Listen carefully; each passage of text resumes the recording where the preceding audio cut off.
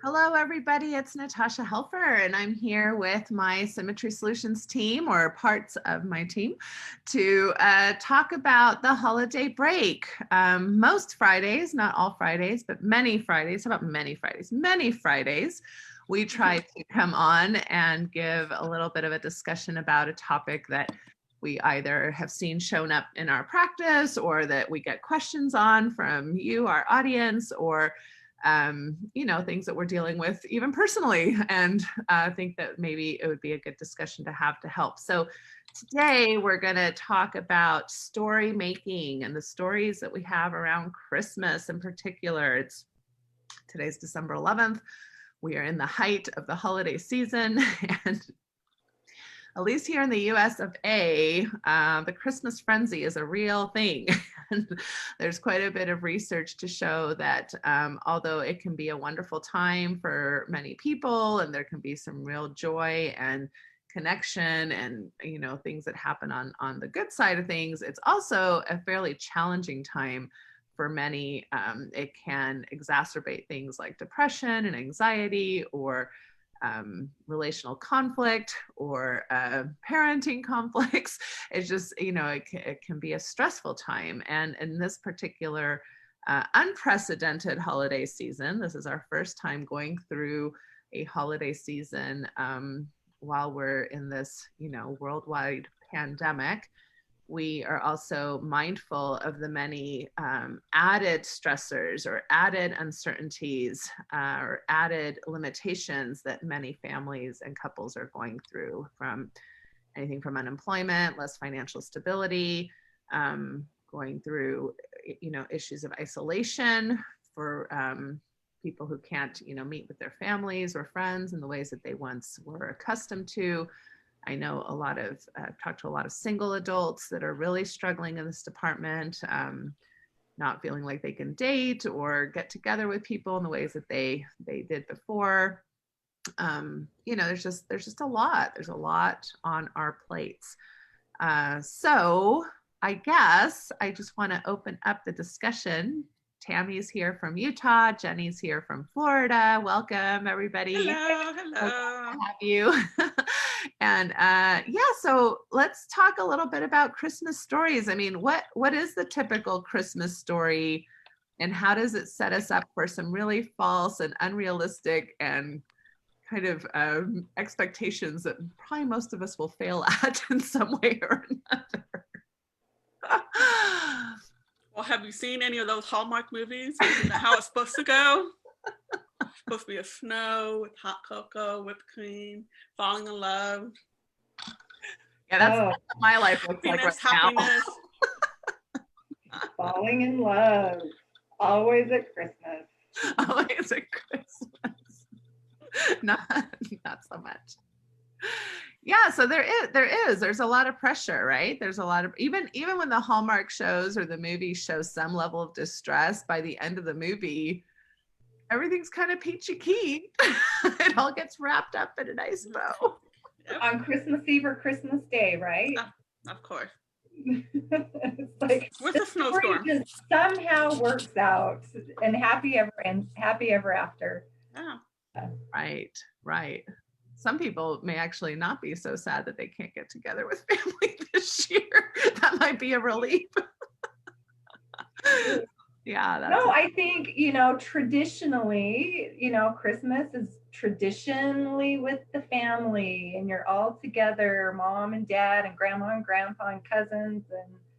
And, it's just like Jenny said, you have the hot cocoa and the snow falling outside and the fire going. This image, it brings all sorts of warm fuzzies and rainbows and unicorns, and that's possibly reality, but it's pretty high set of unrealistic expectations, I think, in the real world, when there's so many different components to life. What about someone who's newly out of a marriage, and having to navigate, even with the kids too. Kids see this, and it's like, oh no, I don't have my family, so what's it going to look like? And and there's a lot of loss in the middle of what's supposed to be all this, this beauty. And so how do you navigate? You get stuck in the how it should look, Mm-hmm. and you get depressed when you're in a place of comparison and judging, and instead of maybe having an opportunity to say, hey, this is something new, we can create new traditions, we can have it a different way, it's okay for it to not look this way and to still find success in it. But again, it's like, how do you do that? Because there's not a lot of examples out there that says, hey, it's okay for it to not look this way. Yeah, I would say be open to breaking all the rules and traditions, and just be a little bit more intentional with your people that you live with, or your friends, or whoever you normally get together with, about what it's going to look like. What do you want it to look like? What are, looking back over the years, what works really, really well? And what could we kind of maybe let go that doesn't work as well? What could we renegotiate to make Christmas, just sort of low key and mellow? Isn't that where the happiness really comes from? It's just those more calming moments where you're just sort of like in the relationship with people you really love. Yeah, there's so much wisdom in what you're both saying. I mean, I know that we just came out of a provider meeting where, Jenny, you were presenting a case, and it was a story about, a person kind of in an abusive relationship and how they're managing going through, the process of grief and anger as that relationship has ended. And backed up against this holiday season, it just made me think about stories. And, even from a personal perspective, I'm going through a big family transition. My husband and I are divorcing, and, creating new traditions and what that's going to look like. And, how are we going to spend time with the kids? And even as a family unit, I mean, we're fairly amicable, so that's nice to be able to do things like that. Some people aren't in those kinds of positions necessarily, where really they're not going to have any contact with certain people in their lives that they're used to having contact with. Sometimes boundaries have to be set, as far as inappropriate breaches of expectations as well. A lot of people ask for a lot of things. I know even myself, because of my move and my financial situation isn't the same as it has been. So I haven't been able to donate or give financially in ways that I have in the past. And that kind of tugs at my heart. And it's just like, there's a lot of ways that story making, when you can't meet the stories that you're hoping to have met, can really put you into a rut. And I've noticed myself having to fight that. And then, and then we have a lot of these memories things, right, that are kind of like deep within. So like all of a sudden a song will come on, and I find myself like sobbing in the car, and I'm like, what the hell's going on? Like, what? Every time I sang White Christmas before, I was all like, la-di-da, now I'm like, so it's like, what, and it takes me a minute to think about that, right? Because it was kind of like this subconscious reaction. I wasn't thinking ahead of time that would happen. And yet we find ourselves in those positions all the times, right? Where these triggers of that dig into our memories, whether they're childhood memories and disappointments or sadnesses, or even good times that we had with, maybe family members who now have passed on, or, I mean, it's complex, right? There's so much into these stories and traditions that can be really, difficult to know how to manage, know how to make sense of, and then know how to manage our current behaviors and what we're doing. A lot of people who have kids are trying to protect kids from disappointments, right? So if my kids' friends can, Santa can bring all of these wonderful things, but my kids are only going to be able to get, like $10 or $20 worth of presents this year. How do you explain those kinds of discrepancies? I mean, those are things that I think are weighing heavy on a lot of people in these holiday seasons. So I guess that's why in my family, Santa Claus never got the credit for the big stuff. Atta girl. Mom and Dad got the credit. Genius. Yeah. Yeah. Santa just bought the little thing. Right.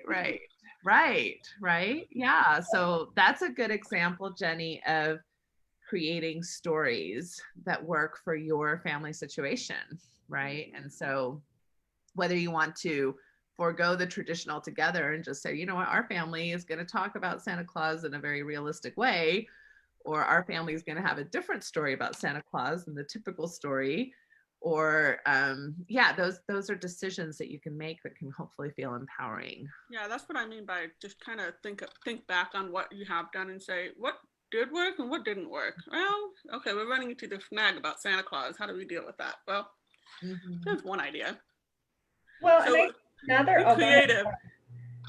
Go ahead. No, I apologize. And I think another idea is just really being, and it's a scary one, and it's a place that you have to really dig deep and be courageous and be vulnerable, is acknowledging the heavy. You know, for me, and in my experience growing up, and what I realized is what I would say with my kids is to not feel a certain way. You know, like, don't feel bad, don't feel angry, don't feel resentful. That if I feel these feelings, then it is attack. It tells me I have bad character or something. But and of course, in this time of season, you know, we want to feel all the good feels, but there's something really powerful in being able to be honest with feeling the heavy too, and acknowledging it, and being honest with it, because, you know, we think that we're protecting our children from the heavy, but sometimes we just need to acknowledge it and to be able to trust that they can handle difficult things. In my experience in the last few years, being able to say, hey, this is just where we're at, and I don't like it, and it sucks, and it's miserable, but we can be here to support each other through it, instead of trying to protect them from something that I don't think maybe they can handle. And what I found is oftentimes they're actually more resilient than I am, and turn around and they're offering compassion to me when I should be doing that for them, you know? So honoring sometimes the heavy creates a connection that's actually even more deep and grounding than just pretending everything's great on the surface, you know? I love that. I forget where I heard this, but somebody challenged a group to think about, you know, oftentimes we talk about negative feelings, and I'm trying to change my language to call it difficult feelings or uncomfortable feelings, you know, because really, like you said, anger, grief, disappointment, frustration, sadness, all of those feelings are super legit, and they all have their place in our lives and helping us figure out where we're at. And so they're not negative in the sense of like we shouldn't be having them. And I think many of us did grow up with some component, some cultural component where negative feelings should just be pushed under the rug, or you shouldn't give a lot of credence to them. And I think we do ourselves a disservice, as you're mentioning, Tami, and instead maybe just acknowledge that they're difficult feelings, and yet they're chock full of information and clues as to directions or things that you may want to process, or directions you may want to go in. I know that Jenny, you had mentioned in our previous meeting too, that another reason why holidays can be hard, because we work a lot with people who are shifting kind of their ideas about religion or having a different faith or spiritual journey. Can you talk a little bit about why that might bring up some difficulties, especially in a very religiously kind of, enclosed type of holiday? Yeah, I mean, if you grew up religious, you know, Christmas is about, you know, baby Jesus and your personal, you know, relationship to Jesus Christ. If you're in a position where you're transitioning out of that belief, you might be like, well, what does Christmas mean? And that's where I'm circling back to what I said. This is where you get to kind of be curious Be curious. I guess you could look at it from a global perspective of what do other cultures do around the Christmas holidays. Maybe you could take meaning from that. Or maybe you can take meaning to be about relationships. Or maybe you can bring it back to Mother Earth about the changing of the seasons and the death and the new life to come type of thing. But there isn't one right way to do that. But if you are noticing it confusing, that's okay. It's okay to be confused around the holidays, but I would be curious about that. So be curious about where your thought processes go. Be curious about where your feelings go as you start to explore some of these meanings behind the holidays. All right. Well, so if I'm going to wrap up really fast, a lot of things that we said, it looks like we said, watch for stories, right? Be aware of the stories that our culture very much kind of puts on mass media, mass advertising, and, you know, be careful that whether or not we want to buy into those stories. Get creative, come up with your own traditions, your own ideas, your own meanings that work for you and your family. Be honest with children, you know, don't try to protect them necessarily. Talk to them about some of the struggles that your family is going through, or I think it can be a really helpful thing to talk about family finances with kids and just let them know what's realistic and how we do live kind of in an unfair world. Some people have more means than others, and this is our current situation, and this is what we can do. What can we do to help us feel, you know, more empowered about that? Watch your boundaries. Make sure you don't overextend yourself. Say no when you need to be able to say no, and notice your feelings, right? So notice your feelings, even the uncomfortable ones. Give them space to breathe. Give them space to inform you, process through them instead of trying to hide them away.